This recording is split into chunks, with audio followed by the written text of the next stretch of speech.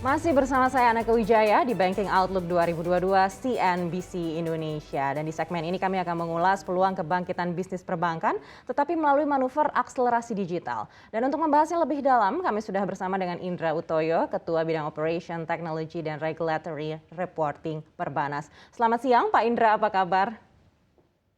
Selamat siang, Mbak Neke. Alhamdulillah sehat-sehat. Baik, Pak Indra, kalau kita mengingat fokus pemerintah Indonesia dalam presidensi G20 tahun ini adalah untuk mendorong dan juga menunjukkan potensi ekonomi digital di Indonesia.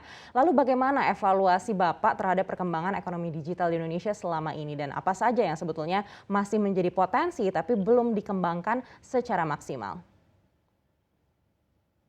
Ya, baik. Saya rasa kalau kita lihat ekonomi digital kan sudah mulai mungkin 1 dekade terakhir, tapi saya rasa akselerasi terjadi 2 tahun terakhir ini luar biasa ya. Dan saya rasa memang pandemi ini betul-betul mengakselerasi transformasi digital untuk mendukung ekonomi digital. Dan memang kita prediksi juga ekonomi digital akan terus tumbuh dan mungkin sekitar 1 triliun dolar ya mungkin GMV-nya di tahun 2030. Nah kalau dari sisi sektor keuangan kita lihat memang masyarakat kan ini sebuah revolusi yang nggak sengaja dipercepat gitu dan kemudian kita lihat landscape yang paling kelihatan di sistem pembayaran ya karena konsumen sekarang udah menuntut sistem pembayaran yang lebih less contact gitu mungkin nggak pakai cash kemudian nggak nyentuh perangkat begitu ya. Ini saya rasa mereka lebih prefer dengan digital payment, e-wallet, kemudian QR dan P2P payment. Ini saya rasa juga hal yang kita terjadi dan diprediksi akan tumbuh terus ya. Transaksi digital ini sekitar mungkin 38% ya menurut Deloitte. Itu sih. Kemudian kalau kita lihat dari sisi regulator juga responnya sangat agresif ya dari Bank Indonesia dengan blueprint pembayaran 2025 ya untuk bagaimana berbagai inisiatif dihadirkan, ada open banking ya, Snap, kemudian ada BIFAS untuk fast payment juga standarisasi KRIS yang membuat betul sistem pembayaran di tanah air menjadi sangat efisien sehingga terjadi inovasi ya, kemudian efisiensi dan transformasi dari sisi perbankan juga.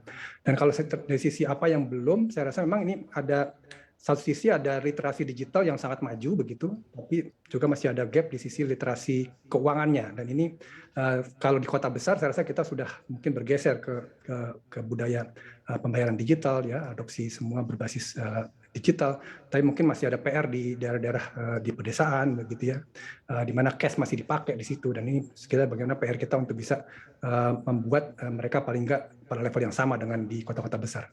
Mungkin begitu, Mbak. Baik, bagaimana dengan gap yang terjadi di perkotaan dan pedesaan ini Pak Indra? Kalau kita melihat mungkin tadi Pak Indra sampaikan kalau di desa-desa ini banyak yang masih menggunakan cash gitu. Tapi kalau di kota besar ini bahkan bank-bank sudah berencana untuk memasuki dunia metaverse begitu. Apakah secara regulasi kita juga sudah siap untuk menuju ke sana?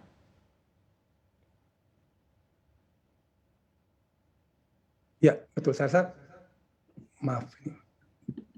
Baik, jadi saya rasa ini juga ada aspek dari sisi infrastruktur ya, karena kan negara kita juga sangat unik ya, cukup challenging, cukup luas dengan geografik yang banyak airnya ya, artinya kita pulau-pulau begitu. Oleh karena itu memang dengan pemerintah juga terus ya, pemerintah di Kominfo terus ya mendorong penetrasi dari akses layanan broadband ya, mobile yang terus meluas. Ini juga salah satu hal yang penting yang juga kemudian kita lihat juga yang menarik dari beberapa waktu 2 tahun terakhir ini yang membuka tabungan ya juga saya rasa 21 juta yang baru-baru itu justru dari di luar kota besar ya. Ini saya rasa trennya akan makin meluas dan mudah-mudahan financial inclusion dan economic inclusion ini akan terus diperluas dan saya rasa dengan dorongan-dorongan dari regulator ya baik itu dari sistem pembayaran maupun dari Kominfo yang bisa melakukan kolaborasi secara cross sektor bersama-sama dengan pelaku dan saya rasa budaya baru yang kita sekarang lebih biasa belanja dengan e-commerce yang mudah-mudahan ini juga akan lambat tahun akan segera juga penetrasi makin ke desa-desa begitu.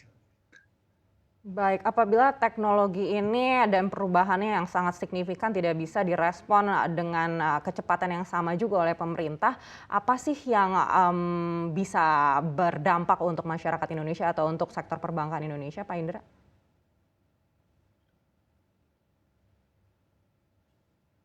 Ya, saya rasa kan financial literasi atau orang nyaman bertransaksi secara digital itu butuh trust ya. Dan ini saya rasa bagaimana kita bisa menghadirkan trust dalam transaksi keuangan, termasuk pembayaran.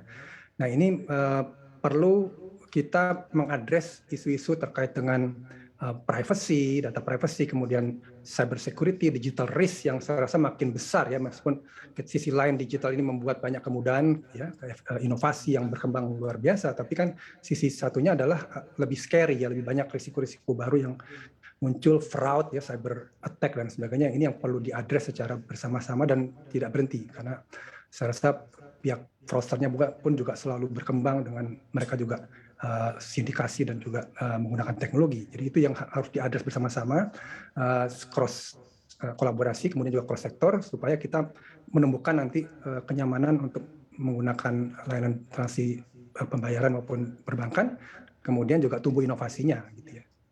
Mungkin demikian.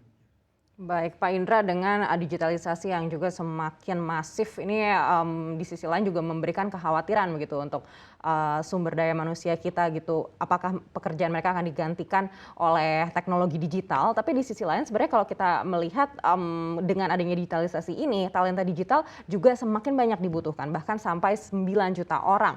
Kalau Anda lihat pengembangan ini seperti apa harusnya bisa mendorong kontribusi yang signifikan kepada PDB kita ke depannya? Ya, ekonomi digital ini kan memang merupakan sebuah paradigma yang berubah ya, dengan mungkin mindsetnya baru, prakteknya baru, kompetensinya juga baru, sehingga memang membutuhkan, ini ada talent war terjadi karena kelangkaan terjadi di sisi supply side-nya ya.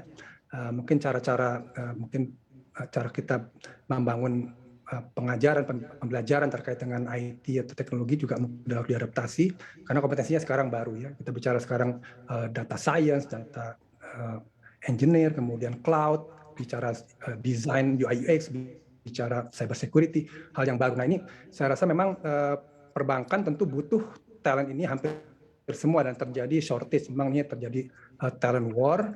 Oleh karena itu memang beberapa perbankan mungkin mengambil dari berbagai sumber, misalnya dari pemain digital yang lain, tapi ini kan juga saya rasa perlu ditekankan bahwa bank ini kan sesuatu yang, bank adalah bank ya, yang membutuhkan bagaimana trust, kemudian kepercayaan itu bisa dihadirkan dalam layanan digital. Maka di samping praktek, kompetensi, dan juga mindset baru, perlu juga penguatan di aspek manajemen digital risk-nya, risiko digital yang harus makin disadari agar kita bisa menghadirkan layanan perbankan maupun keuangan yang lebih trusted. Gitu. Baik, menarik sekali Pak Indra. Kita akan bahas lebih dalam lagi usai jeda. Dialog akan kami lanjutkan sesaat lagi. Tetaplah bersama kami di Banking Outlook 2022. Untuk mengetahui informasi lebih lengkap dan berita terkait, silakan klik link di deskripsi. Dan jangan lupa untuk install aplikasi CNBC Indonesia yang tersedia di App Store dan Play Store. Dan jangan lupa subscribe ya.